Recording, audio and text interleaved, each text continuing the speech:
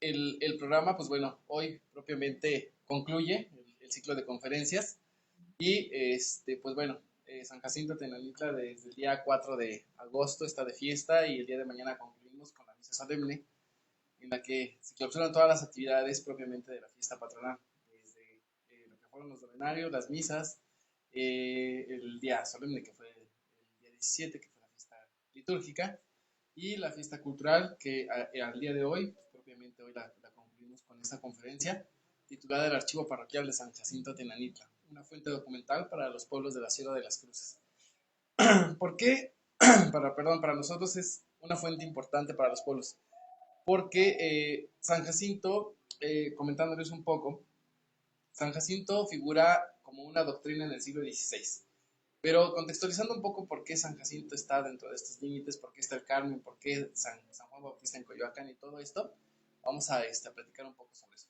Bueno, bien, la historia propiamente, la aventura mexicana propiamente de Hernán Cortés inicia en 1519, cuando él llega movido por sus intereses personales, pero también de alguna manera movido por la cuestión esta de lo que se hablaba del Nuevo Mundo, llega a la península de Yucatán, a la isla de Cozumel, precisamente, en una isla despoblada que no había nada que ver de aquel lado, pero que finalmente era parte de este recorrido para llegar a lo que ya le habían platicado en la Ciudad de México.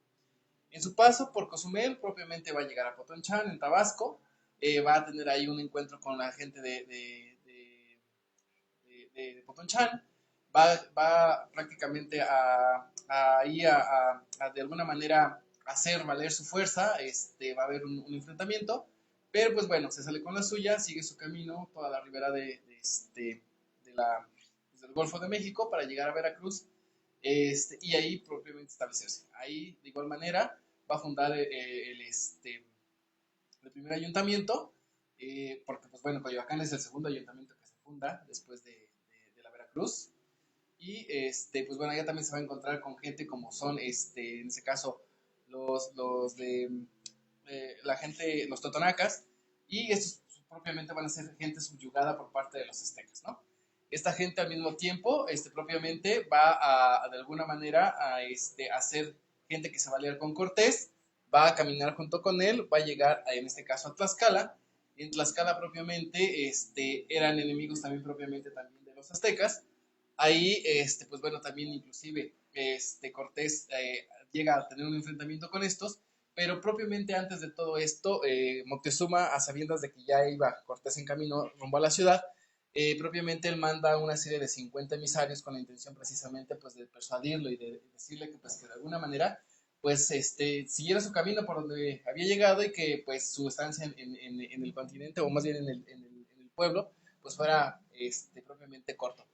Él, creyendo que son propiamente gente espía de Moctezuma, propiamente él manda, en un afán de mandar a decirle a Cortés, perdón, a Moctezuma, que no se va a retirar y que él va a seguir, manda a apresar a estos 50 y les manda a cortar las manos. Después de esto, propiamente, ellos van a seguir su camino, van a llegar a este caso a Cholula. Los cholultecas estos sí son amigos propiamente de los aztecas, perdón, y de ahí propiamente, pues bueno, no van a ser bien recibidos. ¿Por qué no van a ser bien recibidos? Porque de alguna manera también, llevaban tlaxcaltecas, llevaban gente también de acá de Veracruz, y eran gente enemiga, se estaban juntando enemigos con amigos de los aztecas. Entonces, en ese momento, es bien sabido que en este caso propiamente, una vez que llegan a Cholula, en Cholula le van a preparar una emboscada a Cortés. Van a cerrar todas las calles propiamente de la ciudad, van a destacar los canales de agua que están cerca de ahí, van a apilar piedras en las azoteas, con la intención de solamente dejar abierto un solo paso para que Cortés saliera de ahí, ¿no? En su emboscada propiamente una india cholulteca, una vieja propiamente ya de edad, le hace saber a Malinche, que era la que iba como intérprete de él, le hace saber que va a haber una emboscada y que todos van a morir en ella, ¿no?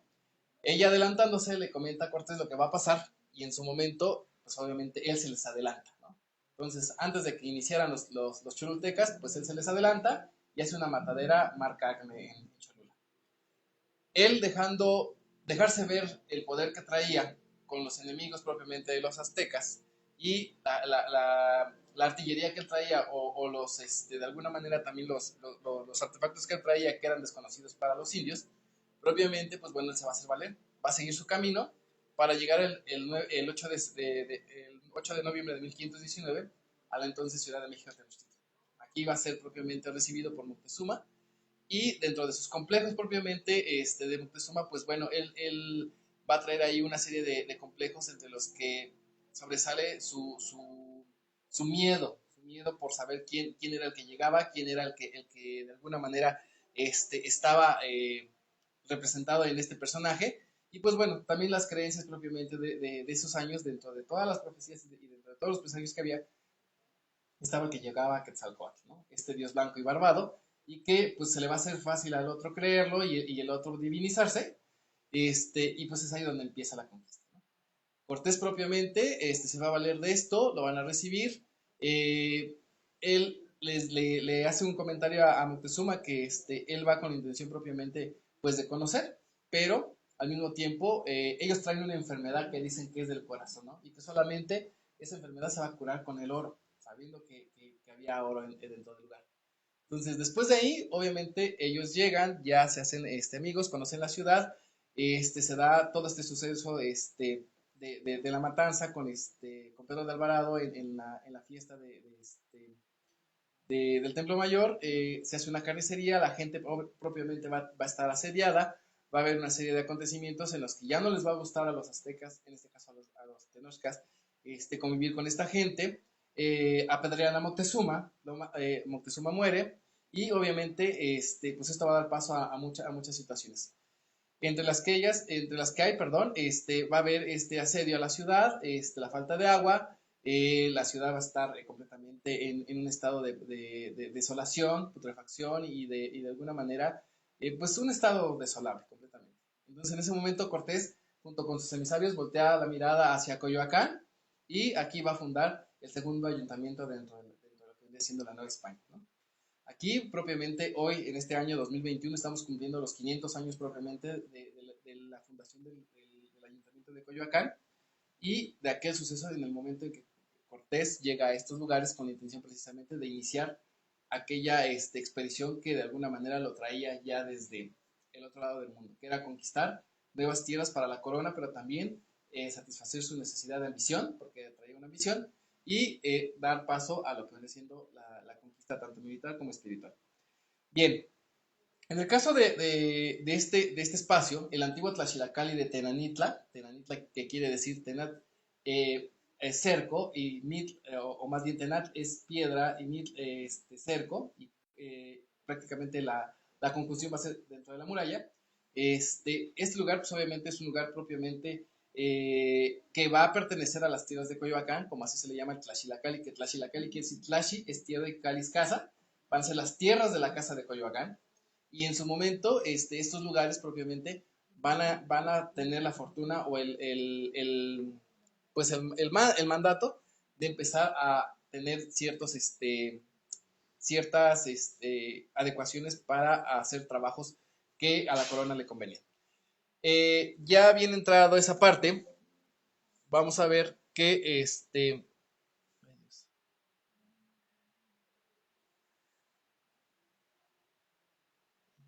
computador está raro.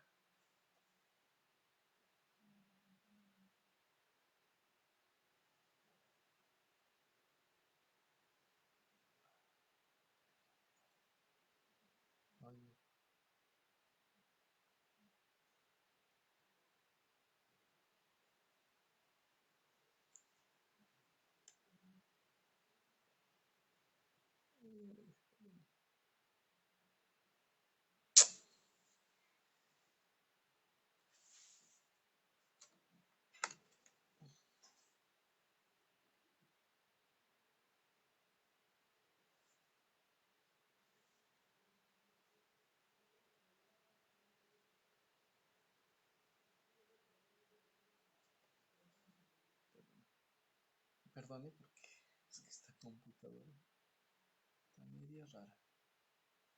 No me leen proyectos.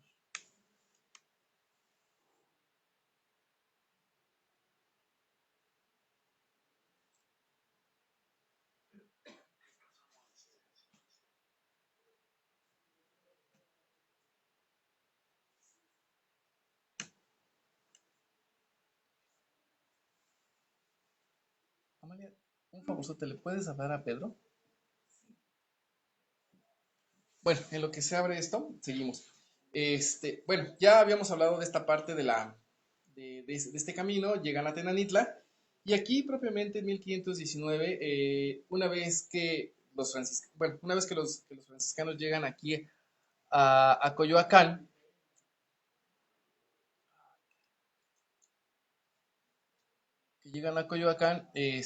van a fundar dos casas. La primera va a ser propiamente, ya ahí estamos. Va a ser propiamente San Juan en Coyoacán, San Juan Bautista, y después tengo un chorro de problemas con esto, que de repente se le va la señal, de repente no me deja seguir y ahí estoy. Entonces, pero ya más o menos creo que ahí va, ¿no? Porque te digo que hay que estarla maniobrando ustedes que le saben a esta. Este, bueno, entonces después de eso, los dominicos llegan en 1520, perdón, los franciscanos llegan en 1524, van a iniciar la evangelización propiamente en estos lugares y para 1526 los dominicos van a llegar. Los dominicos desde Coyoacán, desde el centro de la Ciudad de México, van a extender sus dominios a Coyoacán. En ese tenor, los franciscanos se van a recorrer hacia Churubusco, lo que estábamos hablando hace rato de los dieguinos, y en este caso los dominicos pues, propiamente van a fundar cuatro casas, a decirse de ellas cuatro casas con República de Indios, que van a ser las doctrinas propiamente de San Juan en Coyoacán, San Jacinto en Tenanitla, San Agustín de las Cuevas en Tlalpan, la Purificación de María en Tacubaya y Santo Domingo en Miscuac. Estas casas propiamente van a ser de ayuda para la casa grande que es Coyoacán, y en cada una de ellas, cada una de estas casas van a tener a su cuidado ciertos pueblos. Y en el caso de San Jacinto, en el caso de Tenanitla, para 1767, pues va a tener a su cargo varios de los pueblos de la Sierra de las Cruces, ¿no? Pero antes de esto, propiamente, para 1529 se funda una primera ermita, la primera ermita dedicada a la Virgen del Rosario, que va a ser la patrona de entonces del barrio de Tenanitla. Pero va a durar poco el encanto sobre la Virgen del Rosario, porque para 1594, con la canonización de San Jacinto, el conde de Konska o San Jacinto de Polonia, propiamente se van a hacer grandes fiestas y grandes celebraciones. Toca que para el 1596 llega la bula papal de Clemente VIII donde dice que San Jacinto, más bien se le dedica un templo a San Jacinto. Y llega la bula a la Nueva España y son los dominicos en Tenanitla quienes adoptan esta bula y cambian el patrocinio de la Virgen del Rosario por San Jacinto. ¿Por qué? Porque pues de alguna manera las fiestas ya estaban en grande, San Jacinto además era un santo netamente dominico, porque además en vida San Jacinto había sido el amigo inseparable de Santo Domingo de Guzmán. Entonces Domingo de Guzmán y Jacinto eran amigos y en vida se conocieron y ya una vez canonizados y una vez que Domingo hizo su orden, pues propiamente fue un santo de predilección en ese momento.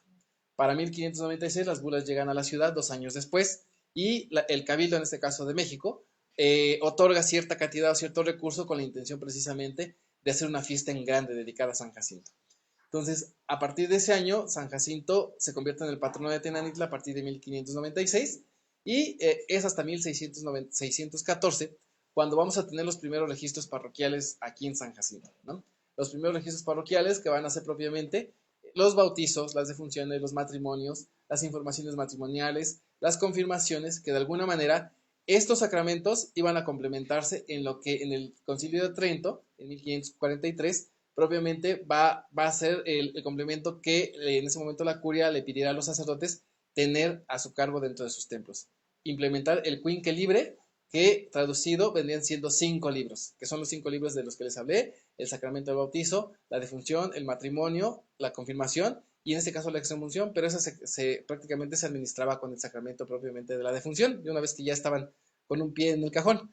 Entonces, estos sacramentos propiamente van a ser de la iglesia y que de alguna manera van a ser el complemento propiamente para que los pueblos tengan registro y además van a ser los primeros censos de población, porque a través de estos vamos a saber quién se casaba con quién, cuánta gente había, si había en ese caso cuántas mujeres, cuántos hombres, en este caso de qué pueblos se casaban con quiénes. La otra, en los libros de defunción se habla también inclusive de las enfermedades de las que morían los indios, ¿no? Que empachados, que ahogados y de toda esta situación en la que de alguna manera esto va a permitir que para las investigaciones se puedan dar los primeros censos de población, las primeras enfermedades de las cuales la comunidad padecía, y de alguna manera también tener el control propiamente de esta gente en la iglesia. Ya para 1767, ahora sí, el arzobispo de la ciudad, el entonces el ilustrísimo señor doctor don Francisco Antonio Lorenzana Buitrón, arzobispo de México, le pide al bachiller José Antonio Alzate y Ramírez registrar las vicarías y los lugares dependientes de la curia metropolitana. ¿Y cuáles van a ser los lugares o vicarías? Pues propiamente van a ser todos estos pueblos de indios, como les llamaban ellos, que de alguna manera van a ser los que van a estar sujetos mendicantes. Algo bien cierto de todo esto es que entre parroquia y doctrina eran dos cosas diferentes. La parroquia, propiamente, estaban establecidas en el centro de la ciudad y solamente eran 4, que era el Sagrario Metropolitano, la Veracruz, Santa Catarina y San Sebastián Atzacoalco. Esta administrada por el clero diocesano. En ese caso, el clero regular, en ese caso el clero diocesano, que de alguna manera también eran los que le daban cuenta al obispo diocesano y al mismo tiempo, pues estos obispos, estos sacerdotes, pues bueno, se van a hacer cargo de la feligresía española, ¿no? Y los van a acompañar en todo el resto de su vida a través de los sacramentos hasta el momento de su muerte. Por otro lado, propiamente a los sacramentos y de la misma manera, van a ser estas doctrinas las que van a estar administradas por el clero, en este caso, las órdenes mendicantes. A través de las órdenes mendicantes, obviamente, estas casas propiamente van a tener a su cuidado los pueblos de, no nada más de la montaña, en el caso, bueno, aquí estamos hablando de San Jacinto, cargo, pues obviamente los pueblos de indios, que son los que de alguna manera van a estar sujetos.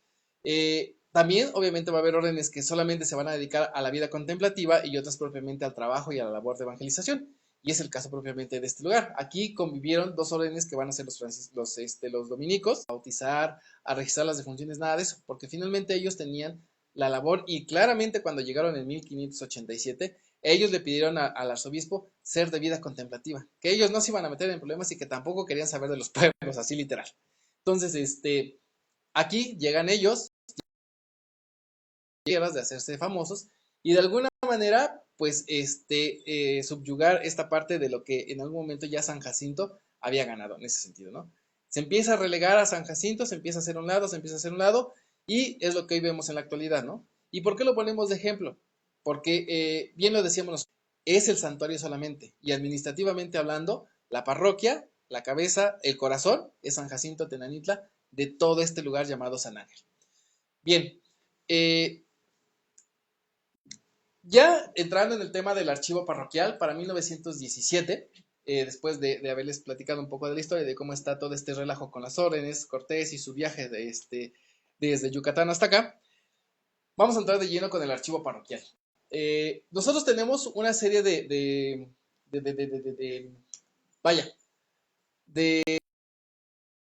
algunas situaciones que hay con referencia a él. Y la primera relación que tenemos, donde empezamos nosotros a saber de él, es a partir de 1917, cuando el entonces párroco de la comunidad, Luis Fernando Montes de Oca, en su afán de entregar propiamente un inventario a su sucesor, que va a ser el padre Enrique Reina, en 1918, va a hacer una serie de 169 libros, de los cuales ni 150 tengo, ni 150 tengo, pero de alguna manera, de los libros antiguos les estoy hablando, porque ahora en la actualidad tengo más de 500 libros en ese sentido, ¿no? Pero de los libros antiguos, de los que se habla a partir de 1614, ni 150 libros tengo. Entonces, se habla del primer inventario de relación en donde el archivo parroquial se empieza a organizar precisamente con la intención de tener un mejor control de él.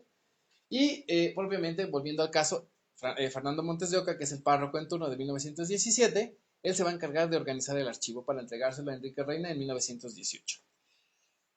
Bienes culturales del Arzobispado de México, con la intención propiamente de limpiar, ordenar y clasificar. Cuando nosotros llegamos, propiamente, estos libreros, pues obviamente están muy bonitos. O sea, no le piden nada a nadie, ni mucho menos. Pero el gran problema que hay es de que como no es un lugar propiamente en el que dejamos entrar gente cada rato, hoy siéntanse afortunados, la pared guarda humedad y los libreros propiamente también ya empiezan a presentar problemas. Y pues nosotros decidimos empezar a hacer ya un traslado y de alguna manera resguardar los materiales. Toca que al equipo, en este caso un equipo multidisciplinario, de antropólogos, biólogos, historiadores, arquitectos, que bueno, voy a decir un arquitecto en el archivo histórico, pues también los arquitectos anduvieron aquí. Nos dimos a la tarea, fotógrafos inclusive también, nos dimos a la tarea inclusive de empezar a bajar libros, de empezar a clasificar, de ver de qué años había, empezar a revisar el primer inventario que había. Va a haber una serie de faltantes. Vamos a ver en el primer momento que en 1900, bueno, recién iniciado el siglo XX, el archivo parroquial de San Jacinto tendría varias intervenciones de las cuales se desconocen las publicaciones sobre este. Sin embargo, sabemos que fueron varios los investigadores de los cuales se les atribuye se supiera de la existencia del mismo. Antes de 1918, bueno, yo al menos, yo empiezo a saber de este archivo a partir de 1999, en el año 2000, ¿no? Tenían, digo, tengo 37 años, imagínense, ¿no? Estaba en la escuela. Entonces, en ese momento empezamos a saber propiamente de todo este relajo, pero nunca se nos dio la oportunidad de revisarlo, ¿no? Pero en ese momento, bueno, empezamos a ver que en 1918 la primera intervención del archivo parroquial se hace por el párroco, volvemos al caso, para 1950-1954, la Sociedad Genealógica de Utah, a través de su página Family Search, que es una página en internet, vienen a microfilmar con los libros parroquiales de bautizos y de defunciones, con la intención propiamente de complementar su página y de alguna manera sirva para empezar a nutrir a las comunidades en ese sentido, ¿no? Si ustedes se meten a Family Search en internet, ustedes van a ver estos libros microfilmados, solamente bautizos y defunciones. Ahora, después de ahí, para 1989, en ese año, la historiadora y doctora en arte Virginia Mela de Aspe, que es vecina de aquí de San Ángel, en ese año funge ella como directora del Museo del Carmen, pero también empieza a investigar toda esta parte con la intención de publicar un libro que salió por parte de Probursa en ese año, que se llama San Ángel ayer y hoy, sí se llama así, ¿no? San Ángel ayer y hoy, y ella viene a atestiguar esta parte donde dice que el archivo existe desde 1614. Después, para el año 2016, en este año, un vecino de San Jerónimo Aculco, Manuel Martínez Salazar, viene a consultar el archivo parroquial con la intención de buscar información sobre los caídos en la batalla de Padierna, que fue ayer el aniversario, el día de ayer. Entonces, de alguna manera, bueno, ya llevamos 4 intervenciones y nosotros llegamos en el año 2021, precisamente en ese año, cuando nos toca a nosotros, un servidor coordinador del proyecto, junto con la maestra adjunta del proyecto, iniciamos los trabajos propiamente de rescate, limpieza, conservación y clasificación del archivo, con la intención de ver qué era lo que estaba pasando con él. ¿Por qué? Porque en todos estos años, nosotros estamos solamente enlistando 5 años, 5 etapas diferentes, pero sabemos de la existencia de intervenciones aparte de estas. Sabemos de gente que interviene en el archivo. Entre estos años, hubo gente que intervino. O sea, no son 5 intervenciones con la nuestra actualmente, sino son más de 7 intervenciones las que ya tuvo el archivo, y de los cuales, hoy me atrevo a decirlo de esa manera, hay muchos faltantes, ¿no? Gente que vino a publicar, gente que vino a revisar, y que en su momento, cuando trabajó el archivo, pues no dejó evidencia de qué era lo que estaba trabajando. Solamente sabemos de esto porque, por ejemplo, existe el libro de Virginia Mela. Sabemos de ese inventario porque el inventario lo tenemos aquí. Sabemos de la Sociedad Genealógica porque está el inventario en internet. Sabemos de Manuel Martínez porque él publicó y dice que vino al archivo. Y nosotros, hoy en la actualidad, que por ejemplo, era lo que decían los convenios, cuando nosotros lleguemos a publicar nuestro libro, el catálogo de la parroquia de San Jacinto, cuando llegue a faltar algo y alguien venga a querer consultar, pues entonces que nos echen la culpa a nosotros. Pero antes, nosotros tenemos la evidencia de quienes intervinieron y de lo que nosotros hoy en el inventario propiamente estamos dejando, precisamente con la intención de evidenciar todas estas faltas y que de alguna manera no es acusar a nadie, pero simplemente dejar un ejercicio precisamente para las futuras investigaciones. De que ya no se manipule, ya no se preste, porque la idea es esa, de que ya no se deje manipular el archivo y que de alguna manera tampoco salgan los libros, porque cuando se hicieron las investigaciones, pues obviamente se los soltaban y pues en ese momento nadie sabe si cortaron hojas, si se llevaron libros, si se llevaron documentos, o sea, nadie sabe. Vuelvo a lo mismo y lo recalco, porque estamos en transmisión pública. No le estamos echando la culpa a nadie, pero finalmente sabemos de estas intervenciones. Y hoy por hoy nosotros estamos dejando un inventario por escrito donde estamos dejando libro por libro, año por año, cómo está organizado el archivo ahorita en nuestro trabajo que estamos haciendo de clasificación y de inventario. Con la intención propiamente de que la parroquia tenga control, sepa qué es lo que existe y que los que vengan a intervenir de alguna manera el archivo o quieran consultarlo, lo consulten mediante el catálogo. Ahorita se los voy a pasar para que lo vean. Este es el sucio, porque todavía no sale el bonito, pero la idea es esa. Este catálogo propiamente abarca desde una síntesis histórica, que es propiamente lo que platicábamos, la historia de la parroquia, cuándo inició, con quién inició, una lista de sacerdotes desde 1538, que el libro más antiguo que tenemos es de 1538, y propiamente sabemos que por este libro el primer párroco de la comunidad fue Fray Domingo de la Cruz. Entonces, de ahí hasta el año 2021, con nuestro actual párroco, el padre Daniel, que enlistamos a todos los párrocos. Hacemos un corte histórico hasta 1950 y de 1950 en adelante pues ya no enlistamos al año. Pero hasta 1950 nos quedamos con los párrocos y en la portada pues obviamente aparece nuestro párroco actual porque él es el que actualmente está llevando a cabo con nosotros este trabajo de investigación y de clasificación.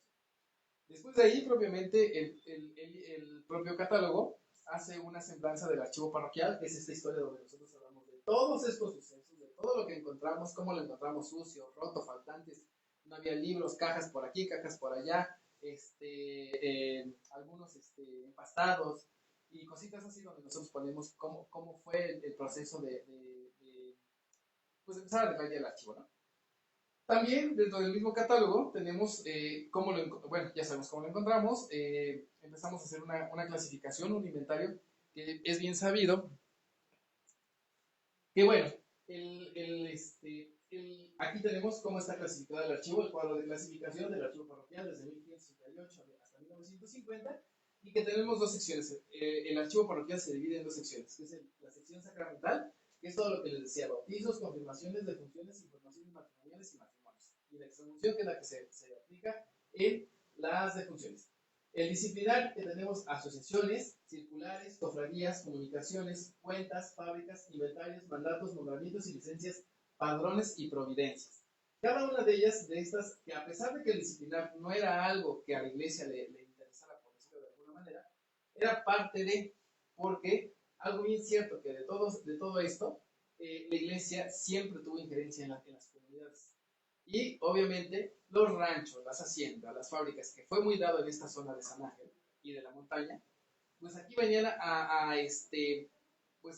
los que tenían, por ejemplo, los que de alguna manera tenían grandes propiedades, pues aquí venían a cuadrarse con el párroco, ¿no? Porque de alguna manera el párroco era el que le ayudaba a administrar el sacramento en su comunidad y de alguna manera, pues bueno, también las agrupaciones de los pueblos, los indios que se organizaban en cofradías, en asociaciones piadosas y cosas así, pues de alguna manera también venían a registrar. Un ejemplo de ello, de una de las cofradías que se establecen en San Jacinto, es ese cuadro que tenemos allá. Ese cuadro está titulado Jesús Nazareno y las ánimas del purgatorio. Un cuadro que se pinta en el año de 1748 y se le atribuye a Pedro de Milla y José Mote es el que lo pinta. Que es un cura que llega a vivir aquí, pero que el entonces cofrade o el que el que funda la cofradía o el mayordomo, como se le llama, le pide pintar un cuadro con la intención precisamente de que hubiera una imagen que representara la cofradía y pintan ese cuadro. Pero lo más interesante de ese cuadro es que este hombre, el que manda a pintar el cuadro, propiamente se le muere un hijo. Y al hijo lo representa en una de esas cuatro ánimas, que no sabemos cuál sea el hijo, pero ahorita lo prendemos la luz para que lo vean. Pero está el hijo de este hombre que manda a pintar el cuadro con la intención precisamente de inmortalizar la memoria de su hijo, ¿no? Entonces, Manuel, 1748. Y bueno, después de ahí, pues obviamente sabemos que ya tenemos aquí las dos secciones, el sacramental, el disciplinar y cómo está conformado. También tenemos, ya por último, en cuestión al catálogo, porque todavía nos falta la plática, nos falta mucho de la plática, el catálogo se divide propiamente en ya el inventario como tal, ¿no? El inventario, el cual propiamente está dividido en serie, caja, volumen, año y observaciones. Vemos que, por ejemplo, podemos poner, por decirles algo, en la serie, vamos a poner bautizos, la caja 1, cuántos volúmenes tiene la caja, que son 7 libros, de qué año a qué año están en esa caja, de 1619 a 1697, Y dentro de las observaciones, ¿qué es lo que encontramos? 5 libros, un expediente de españoles e indios y demás calidades, y un libro de indios del año de 1670 a 1684.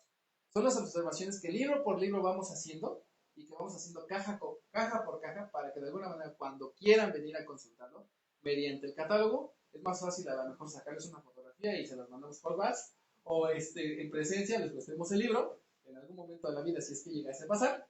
Pero ya es más fácil a que andemos ojeando y viendo, no, pues ellos andan buscando tal cosa y en qué libro está, ¿no? Pero una clasificación. Y así, el archivo prácticamente está resguardado en 90 y... Más de 90 cajas, exactamente. ¿Por qué no tenemos todavía el total de las cajas? Está resguardado en más de 90 cajas. AG12, que son las cajas de cartón que tenemos aquí. Ahorita voy a abrir para que lo vean. Vamos a dar la vuelta, ya después que terminemos esto. Pero más de 90 cajas tenemos con los libros del archivo parroquial. Se los paso para que lo vayan hojeando si gustan, en lo que seguimos platicando, lo vayan viendo cómo está organizado. Este catálogo propiamente va a salir publicado con la intención precisamente de que lo adquieran, porque este catálogo va a servir inclusive para el mantenimiento y la conservación del propio archivo. Entonces, de alguna manera es la contribución que a través de la Comisión de Cultura se hace a la parroquia y al mejoramiento y a la conservación del patrimonio histórico de la comunidad. Bien. Documentos notables dentro del archivo histórico de San Jacinto Tenanita. Dentro de los documentos que llamamos notables está una serie de inventarios propiamente de la parroquia de San Jacinto, que nos proporcionan diferentes datos de los bienes del templo. Tenemos inventarios desde 1850 hasta bien entrado 1911. También tenemos, por mencionar algo y que merece mención aparte, es el famoso directorio, ¿no? Que era una especie de lista a modo de arancel, donde ahí se registraban los derechos y las costumbres de los pueblos, y que de alguna manera era como que la lista el refrescar la memoria al sacerdote de decir, en el pueblo de San Jacinto el día 17 de agosto se celebra la fiesta patronal, se celebra con misa de 3 ministros, con cantor, se paga tanto de cohetes, se paga tanto de la música y tanto de esto, porque era una manera de registrar cómo vivían los pueblos a través de su religiosidad popular y de lo que eran sus comunidades. Por decirlo en el caso de San Jerónimo, es decir, el día 25 de julio, porque San Jerónimo tuvo dos barrios aparte de la cabecera, es decir, el 25 de julio, fiesta del Señor Santiago Apóstol, hay misa de 3 ministros, cantor, y hay vísperas, misa de un día antes, ¿no? Y la misa de consumación. Para la fiesta del 15 de agosto, que es la fiesta de la Asunción de María, hay misa de 3 ministros, hay rosario y hay procesión por la tarde con el Santísimo. Para la fiesta del 30 de septiembre, la fiesta de San Jerónimo, presbítero y doctor de iglesia, el patrón del pueblo, va a haber misa solemne con 3 ministros, va a haber rezo de laudes, va a haber víspera solemne, va a haber procesión con el Santísimo, y así se iba el directorio, con la intención propiamente de que pueblo por pueblo se fuera platicando propiamente de los derechos y las costumbres que tenían, los derechos que tenían ellos como pueblo, y las costumbres que se conservaban, y los sacerdotes lo que tenían que atender dentro de estas comunidades. Ya dentro de las prácticas devocionales de la feligresía durante el siglo XVI, XVIII y XIX, se van a generar una serie de documentos propiamente importantes, entre los que van a destacar el culto al soberano señor de Tetelpan. Este Cristo, que está en el pueblo de Santa María de Tetelpan, que es un pueblito para aquí, como el desierto de los Dolores, me quedé yo así como que... Pero bueno, este Cristo durante el siglo XVIII fue un Cristo que la historia afamó, y que yo le llamo de esa manera afamó, porque este Cristo propiamente tuvo mucha injerencia sobre los pueblos de la montaña, al grado de convertirse en un señor de Chalma en chiquito, ¿no? ¿Por qué? Porque pueblo por pueblo, la Magdalena, San Jerónimo, San Bartolo, Santa Rosa, y todos estos pueblos que comprendían la iglesia de San Jacinto y el propio San Jacinto, tenían que cooperar para la fiesta de Tetelpan, pero además contribuir con la devoción al soberano señor de Tetelpan. Lo que ahora nosotros cuando vamos a la fiesta del pueblo o que nos regalan la famosa estampita del santito del pueblo, para los años en los que el culto inicia con el soberano señor de Tetelpan, se consideraban reliquias. Entonces a los pueblos se les mandaban cierto número de estampitas con la intención precisamente de que el número de estampas era la cantidad que tenían que aportar para la fiesta o para iniciar los trabajos de restauración, los trabajos del altar, Cristo fue un chalmita chiquito aquí en la región y que de alguna manera poco a poco fue perdiendo su importancia. Ahora los pueblos lo siguen recordando, pero ya no como en el siglo XVIII, que era prácticamente una de las devociones que no se podía perder porque estaban obligados desde San Jacinto a contribuir con la fiesta de este mundo. Otro de los documentos interesantes, por decirlo algo, tenemos las cofradías. La cofradía más antigua que tenemos es la de la Virgen de Rosario, que se establece en 1568. Cofradías como San Anastasio Mártir, que fue una cofradía que le perteneció al convento del Carmen y que fue una cofradía propiamente carmelita. Cofradías como la de Jesús Nazareno y las Ánimas del Purgatorio, que es una cofradía propiamente particular. Cofradías como la de Jesús, la del Santísimo Nombre de Jesús, que se inicia por indios en el pueblo de San Bartolomé Villalco y que hoy es la fiesta patronal que inaugura el año nuevo cada año. El 1 de enero, San Bartolomé Villalco se viste de fiesta celebrando el dulce nombre de Jesús. Es esta una de las cofradías que se fundan aquí en el barrio de, más bien en el curato de San Jacinto. Otro de los datos interesantes, que bueno, aquí tenemos nuestro culmen, ¿no? Este documento lo quisimos sacar porque este es un certificado de autenticidad de una reliquia que tenemos aquí en San Jacinto, ¿no? Que precisamente eso es la reliquia que se expuso el día 17 de agosto con motivo de la fiesta de San Jacinto, donde consta que en este caso mención aparte, me dice este documento, porque en el año de 1966, cuando el entonces arzobispo de Cracovia era Karol Wojtyła, hoy San Juan Pablo II, firma el documento con la intención de que se le regale al pueblo de San Ángel una, una reliquia de primer grado para conmemorar a su santo patrón, ¿no? Les regala un fragmento del cráneo de San Jacinto con la intención propiamente de que aquí se venere como se debe, ¿no? En ese sentido. ¿Y qué mejor reliquia hoy por hoy de tener dos reliquias de primer grado, como así le podemos llamar? Tener por un lado la reliquia de San Jacinto, que es una parte del cráneo, y por otro lado tener un documento firmado por San Juan Pablo II dentro del archivo parroquial. Es cuando él en 1969 funge como arzobispo de Cracovia y manda este regalo al pueblo de San Ángel con la intención de hacer más grande el culto a San Jacinto en esos años, ¿no? Entonces, documentos como estos, documentos como las cofradías, documentos como los mismos censos, la misma historia de la comunidad, estos libros de bautizos, de defunciones, de matrimonios y demás, hablan de la trascendencia histórica y de la importancia del lugar. San Jacinto, nosotros volvemos a lo mismo y a lo mejor somos muy repetitivos, pero San Jacinto es de suma importancia todavía sobre el mismo Carmen, porque aquí está la vida religiosa, política, social y económica de lo que fue el San Ángel de ayer y el San Ángel de hoy. Y que hoy por hoy San Jacinto vuelve a resurgir como el ave fénix a través de su fiesta, de esta fiesta cultural, con la intención de que se reconozca el valor de la comunidad, se reconozca el valor del lugar y que de alguna manera este pueblo vuelva a su esplendor de hace, me voy aquí cerquitas, de hace 70, 80 años, cuando todavía San Jacinto era volteado a ver con la intención propiamente de celebrar la fiesta titular del santo patrono de la comunidad. Pues esto es parte del trabajo que estamos haciendo, parte de nuestro quehacer cotidiano y que de alguna manera de conclusión, con el fin de conservar y recuperar la memoria histórica de los pueblos del Sur Poniente, la Comisión de Cultura y Patrimonio Amigos de la Magdalena trabaja en la recuperación del archivo parroquial de San Jacinto Tenanita desde el año 2021.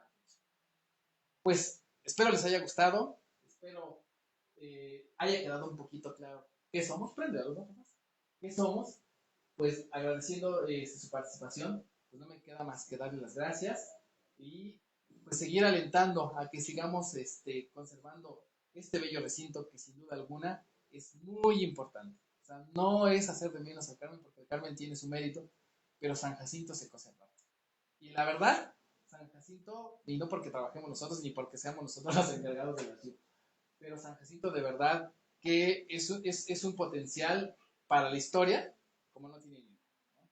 Inclusive sobre el mismo Carmen, porque prueba de ello es que miren, esta es obra carmelita, esta es obra carmelita, y tenemos obra carmelita dentro de un conjunto carmelita, ¿no? ¿Y por qué? Porque aquí estuvo por más de 37 años Rafael Checa como párroco de este lugar. Y Rafael Checa fue un carmelita propiamente, que fue de alguna manera director ¿cómo se le puede decir?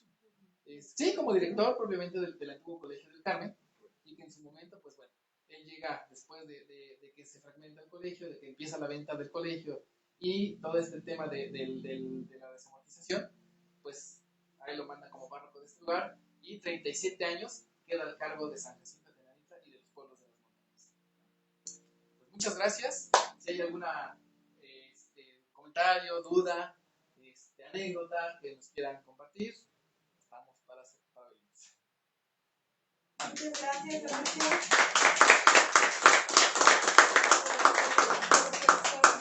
Y nada más, antes de escuchar a las preguntas de las personas que nos hicieron el favor de acompañarnos, te leo los comentarios que tenemos en línea. Dice que la Comisión de Festejos del Pueblo de San Jerónimo Acapulco presente los espera con mucho gusto este 30 de septiembre, 1 y 2 de octubre en su fiesta, bueno, en la que se está conmemorando la declaratoria de monumento histórico de allá del templo de San Jerónimo Acapulco, allá en lo que es la alcaldía de la Magdalena Contreras. Y bueno, te hacen un comentario también que si por eso se llama así la calle que queda al costado. No sé exactamente. Sí, Rafael Checa, sí. Es el pedacito entre Revolución y Insurgentes. Sí, que divide precisamente el colegio con el paradero. Okay, sí. Muchas gracias. Y bueno, ahora, ¿alguien de los aquí presentes quiere hacer algún comentario, alguna pregunta al ponente? Sí, adelante. Por favor, vamos a empezar de este lado. ¿Nos podría comentar su nombre y de dónde nos acompaña, por favor? Yo soy Guillermo y estoy aquí en la zona de Querétaro también. Bueno, primero te agradezco mucho la exposición. Gracias. No, agradezco y un saludo a los estudiantes que están por fuera. Me imagino que se están escuchando fuera. Hay una parte que no me quedó clara de la exposición, sobre todo cuando comentaste que no estaba al servicio público, ¿no? Pero después dijiste que en algún momento iba a estar al servicio público del archivo, y eso, digo, para los que nos encargamos de investigar, de hacer reflexiones sobre los pueblos indios y sobre los pueblos originarios del sur de la Ciudad de México, pues es algo que nos interesa muchísimo, ¿no? Porque además hay una cosa, los conventos, las parroquias, las iglesias cuentan con archivos estupendos en todo el país, ¿no? Pero no están nunca al servicio público, y como comentas, el Family Search ha hecho una gran labor que ni siquiera ellos han tenido, o no han medido ese alcance que ellos han tenido de haber digitalizado gran material, no solo de iglesias, sino de registro civil, que vale mucho la pena.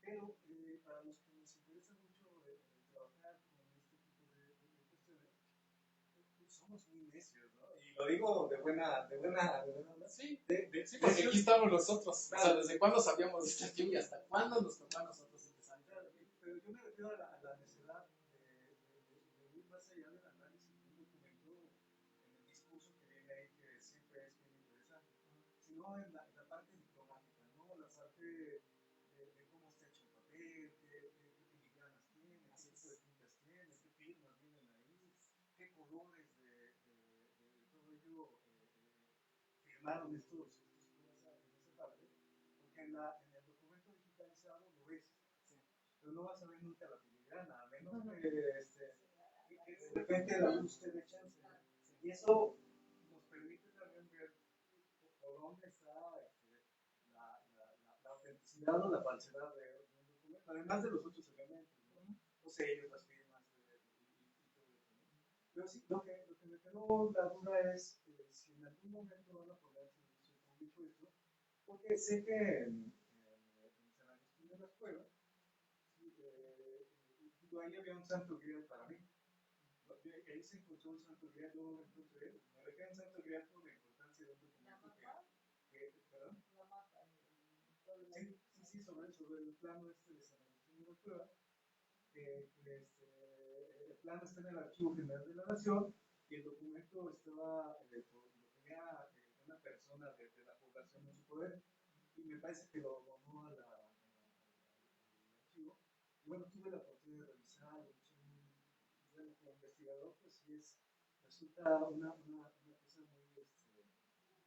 interesante meterse ahí, obviamente con todo el cuidado que requiere un documento y cubrebocas, tus guantes, una vajilla para protegerte a ti y proteger al propio patrimonio documental, ¿no? Así es. Perdón, y ya nada más para concluir, sobre todo porque hay una ley. Hay una ley de archivos, ¿no? que tanto las iglesias como el ejecutivo como el policial pues son sujetos obligados, los cuales tendrían que tener estos materiales al conocimiento de todo el público, obviamente interesado, ¿no? No todo. Pero si hay un público interesado que requeriría ver esta parte, ¿no? Sí, muchas gracias. Sí, pues mira, de hecho, bueno, nosotros al decir que no va a estar, es porque la idea de nosotros en particular es que el archivo a través de este instrumento se pueda conservar hasta cierto punto. O sea, no quiere decir que el día que tú vengas, a lo mejor se te va a negar el que te presten el libro. Pero a lo que nosotros vamos y siempre hemos comentado es de que entre menos se pueda manipular, entre menos se pueda manipular el documento, mucho mejor. Porque muchas veces, digo, lo que yo te decía, y más bien lo que yo platicaba al principio cuando hacíamos esta cronología de las intervenciones. Nosotros no estamos acusando a nadie. Y vuelvo a ser claro porque estamos transmitiendo en vivo. No estamos acusando a nadie. Pero el hecho de que de 1918 a la fecha haya faltantes, haya una laguna de tiempo en documentos y haya prácticamente publicaciones que hablen de lo que falta, me quedo callado, simplemente nada más interpreté mi silencio, ¿no? Pero bueno, lo mismo, no estamos acusando a nadie, y no es la intención. Pero sin embargo, eso nos causa a nosotros precisamente esa preocupación de que no siga pasando, ¿no? Por eso nosotros hoy con este catálogo que se los estamos mostrando ahorita en su que es prácticamente el preámbulo del catálogo original o de lo que va a salir ya impreso, más político, más formita y toda la cosa, y más fotografías, y más contenido, la intención es esa, de controlar, ¿no? Porque a veces toca que ni el mismo párroco sabe ni lo que tiene. Entonces, y nos hemos topado con lo que te estoy diciendo, de que llegamos y el párroco le preguntamos y pues sabrá Dios, no sé ni de qué me hablas, ¿no? Están ahí los libros, pero pues, si es lo que andan buscando, ¿no? Pasa. Pero no es la intención de cerrarle a nadie el camino, y mucho menos de que sea exclusivo a un grupo, sino simplemente es conservar de la mejor manera algo que de alguna manera ya estuvo prácticamente manipulado durante muchos años y que a la fecha que nosotros hemos investigado estos acontecimientos, no encontramos nada publicado. Si acaso, lo único que hay como evidencia es lo de Virginia Hernández, que publica su libro de San Ángel ayer y hoy por Probursa, y ella dice ahí, ¿no? Y cuando vemos que tomó un libro de 1647, lo buscamos, pues está el libro, ¿no? Pero de los otros, en el caso del padre Reina y del padre Montes de Oca, ahorita les enseño todos los libros que manejaron, ahí están. Pero no están completos. Él, por ejemplo, en uno me dice que empieza a partir de 1820. Y yo la cronología de esos libros los empecé en 1826. O sea, tengo una laguna de 6 años, que sabrá Dios cuántos libros faltan en 6 años, ¿no? Otra de las cosas es de que, por ejemplo, entre la Sociedad Genética de Utah y Virginia Armela, también hay una situación importante. De que, por ejemplo, cuando nosotros llegamos al archivo, encontramos muchos libros con faltantes en hojas. Muchos libros que evidencian, así te lo digo, y nada más porque no me acuerdo qué libro es. Hay un libro que literal se ve que le pasaron el cúter, porque ni siquiera le arrancaron la hoja, sino que le pasaron el cúter y todavía se quedó ahí un pedazo de la hoja. Entonces, eso para nosotros crea preocupación. Y al mismo tiempo, pues, te da coraje, porque no sabes a quién, ¿no? O sea, nada más sabes que hubo muchas intervenciones, pero no sabes a quién. Y al final de cuentas, precisamente porque no existe control. Y porque las cosas se las dejan tan a la ligera que, pues, al final dices tú, ¿no? ¿Qué puede valer? A lo mejor para ti el sentimiento y la importancia es decir, ay, tengo un documento del siglo XVII. Pero para los que se dedican a la venta de todo esto y los que se dedican al tráfico de esto, es un dineral. Entonces la idea es conservar, ¿no? Más que cerrar tú bien lo dijiste, estamos obligados tanto el gobierno como la iglesia, no es cerrar, sino simplemente poner ciertos lineamientos para que de alguna manera se pueda consultar de la mejor manera. Y como te lo decía al principio, la idea del catálogo es tener control de que si vienes por censos, ya sabemos que la caja 10 es censo, y te pasamos la caja 10, sabemos que son 5 libros ahí, y los 5 libros tienen que estar ahí, ¿no? No nos vamos a poner a contar hoja por hoja porque, imagínate, ¿no? Pero sabemos que son 5 libros, ¿no? Y de que ahí no me va a mandar un libro porque sé que no hay 5 libros. Y sé que tú veniste, venía tu oficio, pedirme, y pues así como mucha lata. Entonces, es eso. Pero va a estar propiamente a consulta. Sí va a estar a consulta, pero después de que se termine toda esta explicación, todo este trabajo, y con todo precisamente como lo marca la ley y con también para protección del usuario, porque también constituye un agente biológico que puede ser dañino. Así es. Y otra, bueno, me gustaría algo que no mencionaste, que también parte de otra fase del proceso de catalogación es después poder hacer un escaneo, una digitalización, de manera que ya no haya que manipular. Sí, se pierde todo lo que usted mencionó, porque no pues leer, tocar, verlo, pero bueno, ya con escaneo, inclusive las filigranas, pues hemos tratado de algunas de ellas también tenerlas, asociarlas por medio digital con en qué documentos, de qué clasificaciones estaban esas filigranas presentes. Entonces, bueno, eso es algo también del aporte que se piensa hacer una digitalización que facilite este acceso. Gracias. Yo quiero sugerirles algo. Les felicito por los temas, por sus conferencias, pero me sugiero que si los hacen un poco más espaciados, porque muchas veces se pierden 1 o 2 conferencias porque ese día no fue posible asistir o verlo. Entonces, como que los programen y que con un lapso de tiempo. Sí, okay. Exacto. Sí, claro que sí. Porque pues, creo que hay muchas personas que los hubieran querido oír las conferencias, pero por falta de tiempo y también porque pues, no nos enteramos con suficiente anterioridad de las conferencias para programarnos. Así es. Entonces es una sugerencia y los felicito. Muchas gracias. La Sierra de las Cruces que comentaron, ¿es todo Contreras? No, la Sierra de las Cruces abarca más allá de ella. O sea, para nosotros nuestro referente es desde Coyoacán hasta Toluca. Porque al menos nosotros, nuestra extensión propiamente de trabajo, lo que nosotros podemos llamar Sierra de las Cruces, son estos pueblos que aparecen, ¿cómo les regreso? De Telpan y todos estos, pero todavía los de Coajimalpa, propiamente los de Huixquilucan, donde está lo ese, Huixquilucan, o sea, toda la zona conurbada del estado hasta Toluca.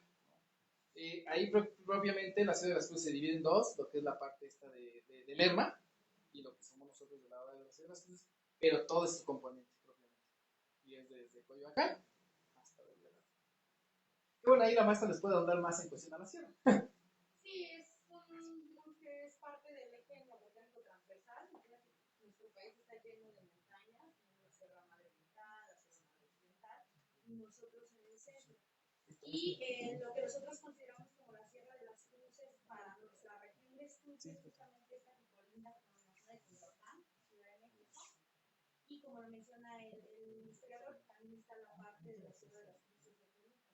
Pero lo que ahorita estamos nosotros considerando en nuestra área de estudio es esta zona de acá, que también en documentos antiguos se ha identificado, por ejemplo, que Coyoacán estaba dividido en 2 zonas, en las zonas altas y en las zonas bajas. Las zonas altas llamadas Tlalnáhuatl, que sería la Magdalena, San Bartolo, Coajimalpa, que son propiamente pues, del monte, de las zonas altas, y las zonas bajas, que serían el Acahuitl, que sería Tenanita, allá entre las zonas bajas, Churubusco, Coyoacán, y bueno, los de las zonas altas se dedicaban pues, a las actividades del bosque, a la extracción de madera, a la talla de piedra, porque hay muchas grandes canteras, y los de las zonas bajas se dedicaban, pues quizás sí a la cantera también por lo del chifle y el pedregal, pero también a la chinampa, a las actividades del agua. Entonces, esa es nuestra región de estudio. Si hacemos un corte geográfico así muy puntual, pues serían las zonas que dominaban por local. ¿Alguna otra pregunta, comentario, el ponente? Bueno, tenía dos preguntas, sí. pero la primera creo que ya quedó respondida con eso. Dice ahí atrás que es que tenía la duda de que si yo busco información en el Archivo Histórico de la Ciudad de México o en el Archivo Histórico de la Nación, si yo podría encontrar algo respecto a lo complejo. Ahí lo tienen como campo de Sí, de hecho sí, porque se supone que el ayuntamiento, una vez que se da ese proceso de secularización, porque todo empieza a partir de la secularización en 1757, para después continuar con 100 años después con las leyes de reforma en 1857, prácticamente 100 años después, sí, efectivamente, el gobierno va a tener cierta injerencia sobre los asuntos de la iglesia y van a empezar con la situación del panteón, por decirlo, o de las defunciones, para posteriormente empezar a cortar poco a poquito el asunto de los registros y toda esa parte de venir a dar cuentas a la iglesia de lo que los pueblos, los ranchos, las haciendas, los fábricas y todos esos lugares tenían y hacían como parte de la vida cotidiana. Entonces, sí hay información de la iglesia, porque de hecho... ¿Puede ser que parte del archivo que ya no está aquí está en ese? Mira, a lo mejor sí, porque por ejemplo, mira, un ejemplo que tenemos nosotros claro es de que el archivo aquí inicia en 1614, que son los sacramentales. En el caso del disciplinar, empieza a partir de 1538, que son las cofradías. Nosotros, extensión de esto, lo tenemos en la Veracruz, en el centro de la iglesia que se quemó. En la Veracruz, propiamente desde 1540, hay registro ya de este lugar. Pero también otra de las cosas es que el mismo archivo acusa a que, por ejemplo, cuando había este cambio de sacerdotes y que no estaban al corriente los libros de bautizos, de defunciones, de matrimonios y todo eso, que les faltaban firmas, que les faltaban registrar, que les faltaban hacer ciertas acotaciones al documento, el arzobispo, mediante el secretario o el escribano, le hacía saber al párroco que se había ido que pusiera tanto los libros y se llevaban los libros que eran de la parroquia a la parroquia donde se había ido otro cura. En ese afán de querer actualizar, muchas veces lo hacían y lo regresaban. Otras pues, se les olvidaba y se quedaban los libros en otras parroquias. Es el caso de, por ejemplo, aquí nosotros tenemos libros de Sultepec, tenemos libros de acá del lado del Estado de México, documentos del Estado de México, de acá de Jalatlaco. O sea, es porque cuando se hacía este tipo de cosas, los documentos ya no regresaban a su destino, sino se quedaban donde el cura que había estado en Jalatlaco y que llegaba como cura a San Jacinto, le traían las cosas, pero ya no regresaban las cosas que él tenía que regresar a Jalatlaco. Y viceversa, el que estaba en San Jacinto y se lo llevaban para San Agustín de las Cuevas, se quedaban ahí los papeles de San Jacinto y ya no regresaban. Aquí tenemos también papeles de San Agustín de las Cuevas. ¿Por qué? Yo nací, yo fui registrada en Coyoacán y ahorita que se quemó, el registro de la entrada se quemó. Y cuando de adolescente buscaba mi acta de nacimiento, mis familiares se volvieron locos buscando en toda la Ciudad de México porque no hallaban mi acta de nacimiento o mi registro. Y estoy en una delegación Miguel Hidalgo, en un campo militar. Jamás se lo hubieran imaginado. Pero, pues, o sea, ahorita me llamó mucho la atención porque no se pierde, ¿no? O sea, en ese tipo de incidentes se pierden. Mi otra pregunta era si ustedes tienen digitalizado o pretenden digitalizar. Se pretende digitalizar.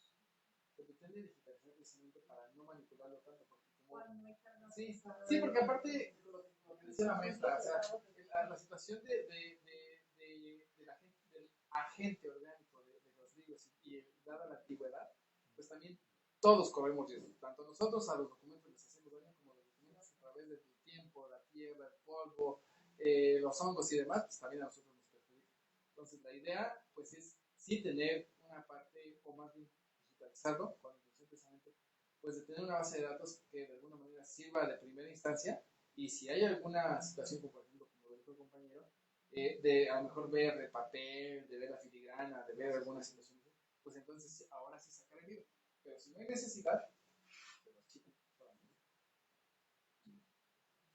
Así es. ¿Algún otro comentario, pregunta, acercamiento?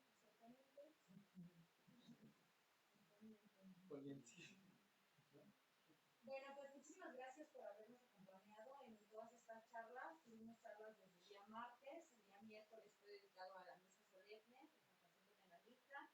El día jueves también tuvimos charlas, viernes, y hoy el maestro historiador Horacio Báez y el restaurador también por parte del ENCRIM está dando término a esta tertulia cultural. Entonces les agradecemos haber sido partícipes de ella, y a las 6:31 p.m. día 20 de agosto del 2022 damos por finalizada esta fiesta cultural dedicada a San Jacinto Tenalitra. Muchas gracias por acompañarnos. Bravo.